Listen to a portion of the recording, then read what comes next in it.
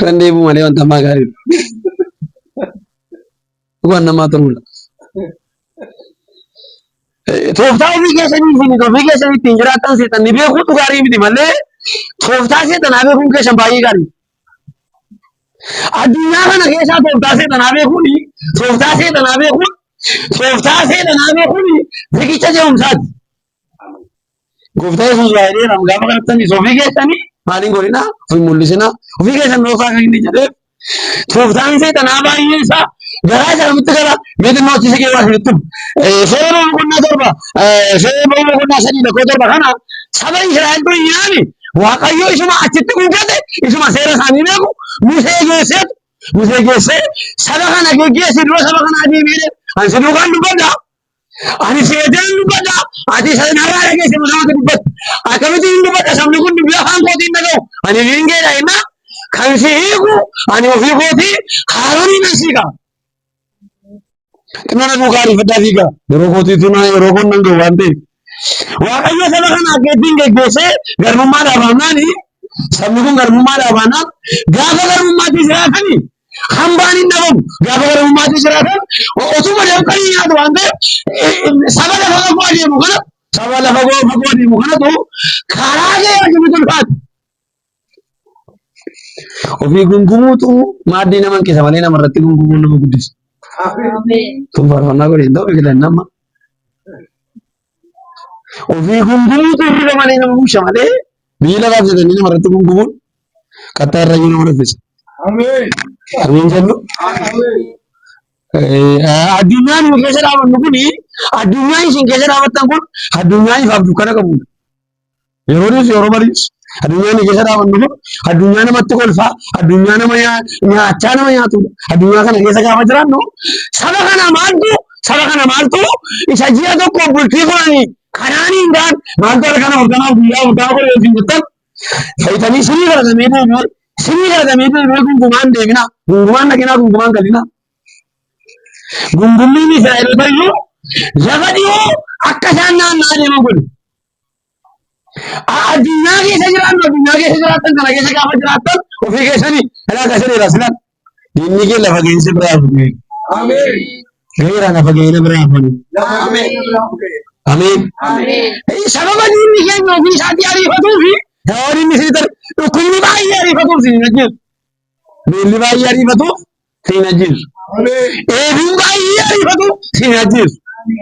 Kana gara swatu. Amen. Ra se kana gara se ara tu. Amen. Idwa sa kana gara idwa tu. Amen. Nami fi sati na fajuru me khenna isai karibu. Yome ke sobe kuri sangari. Ini dia babu gari lah, tadi babu gari ini tahu ni. Amin. Jadi hati bayi bunyi. Adunya rawan tu kana situ amas ada tu. Adunya kana kisah kafir ramu. Adunya kana kisah kafir ni jinjiran tu. Adunya pun adunya agar berfatat. Kalau Allah mamu, siapa tahu gulan. Kan farfa tamu. Goftai sosi. Kalau Allah mamu itu. Adunya kana kisah kafir ramu.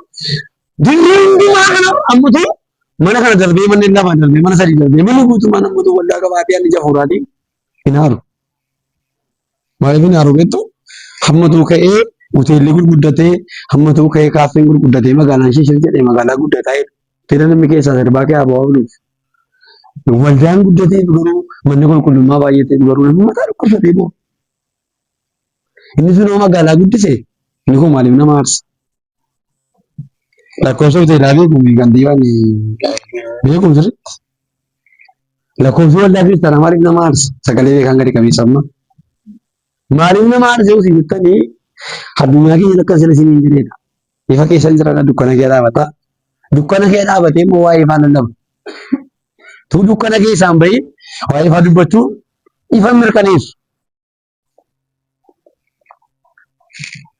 हम तो ना आदर के सन्नावत निकाले को करते को बच्चा चौंगारा को न मजा इधर के सन्नावत ते सिंपल सांजर हम को सच्ची सांजर हम तो मता को भी तो भी ना बटे जी ना कर गावन तो से नुक में तो साल आ चौंगारे नमते बचा जरा मानते मुझे मता को गिट्टी देगा न के सन्नावत ने मता को को बम ले ना तो से लिए को ना कब दी वेदा हेदर ना ले रिवा के न कसे दे से नुक सच्ची से भाई Nagaadha miti akkan itti bulee beekaa'edha. Gidduu dura keessan dhaabadhaa jecha kan dura dhaabannuuf kan dura keessan dhaabannuuf waa'ee ifaan nutti mul'ata malee dukkana geera.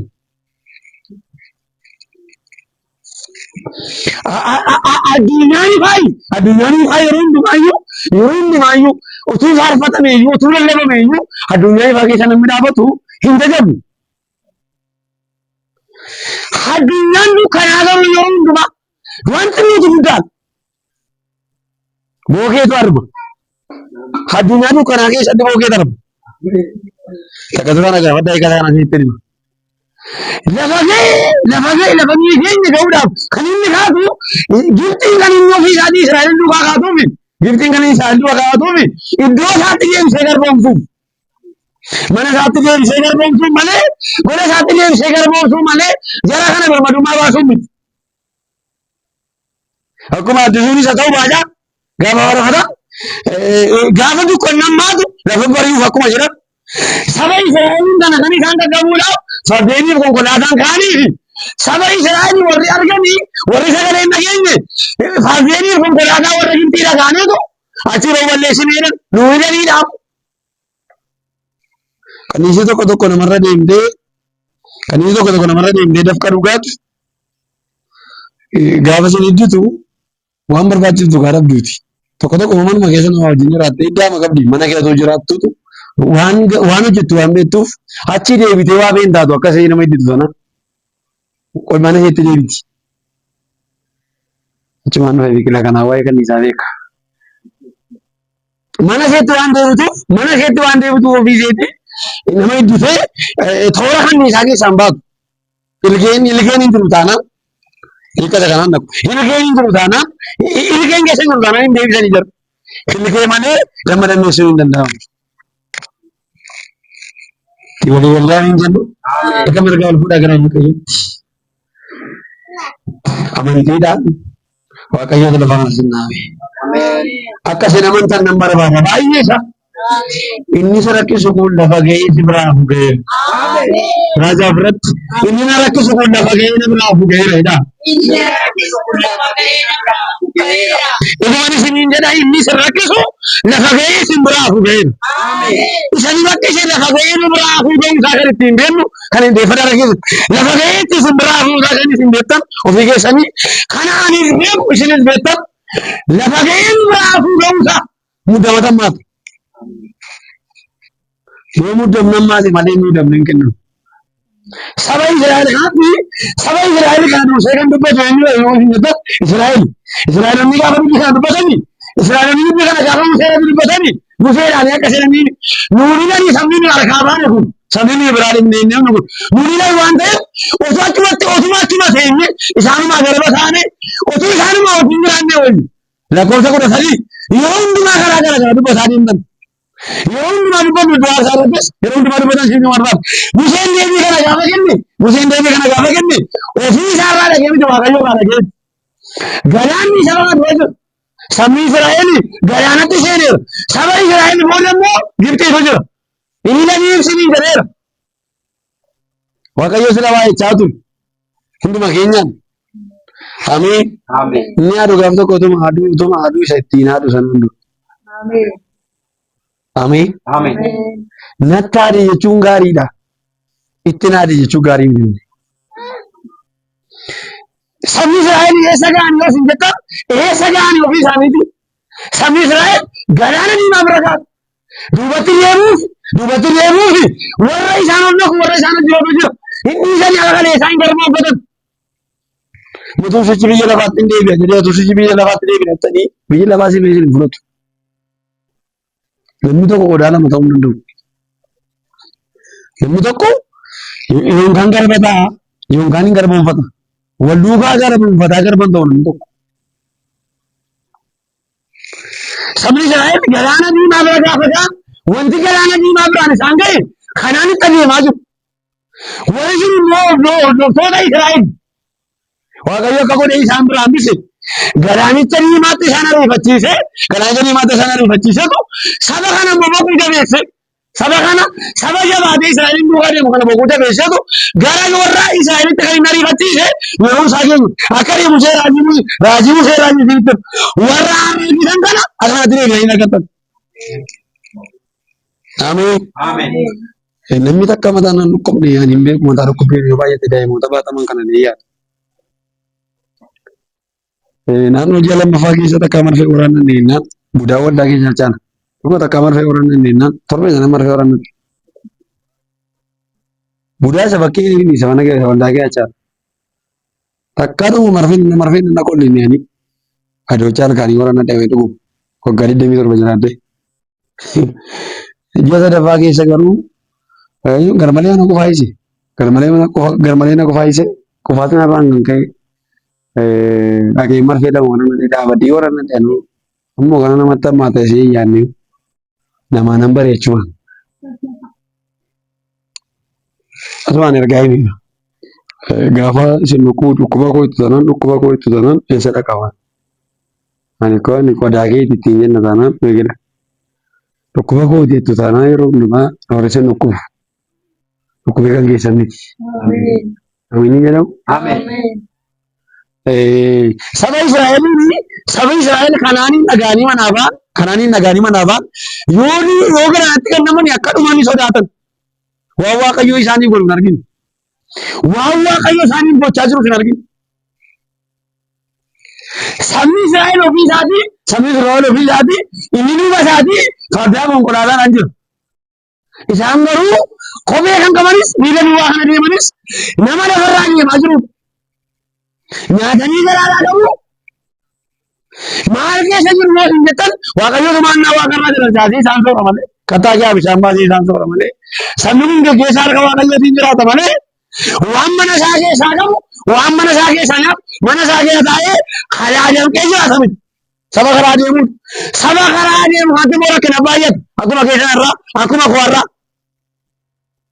Dacheen kun kan keessan miti. Dacheen kun kan koo miti. Saba karaa deemuutu bu'uutu baay'atu. Saba karaa deemuutu bu'aabeetu baay'atu. Saba kana biraa eessa ga'ee hafuun jedha. Inni saba kana irrattis. Iddoo kamiin ga'ee deemuun jedha.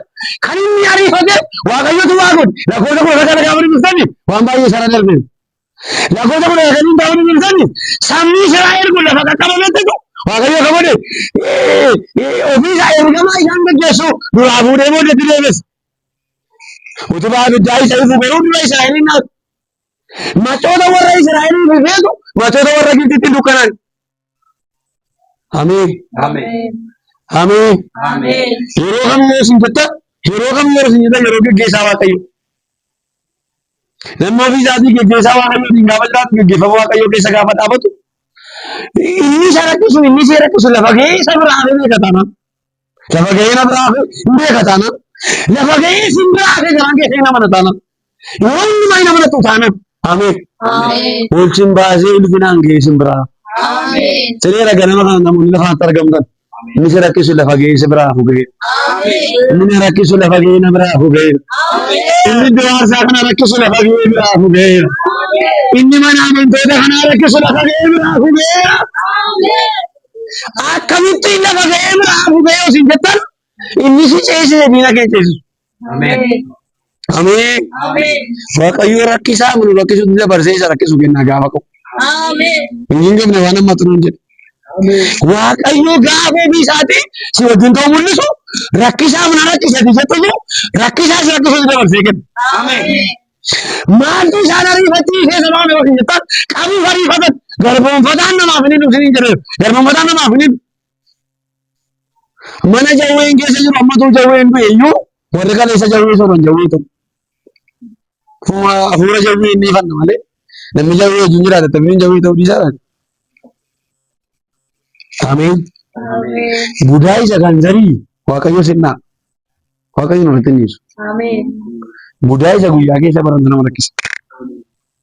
Akkuma biqilaan jedhe booddee sanitti walii wajjin turre waan ta'eef waa'ee budaa kana ta'uu sanitti himu. Dhageenya ta'in beeku malee gaadii haati isheen na fide jedhanii Waaqayyo isa eebbisu jechuu danda'u. Sana fide eebbisu. Kunis akkamittiin nan budaan ishee eebbisu jedhee gosoota seexanaa keessaa isaan tokkodha waan ta'eef.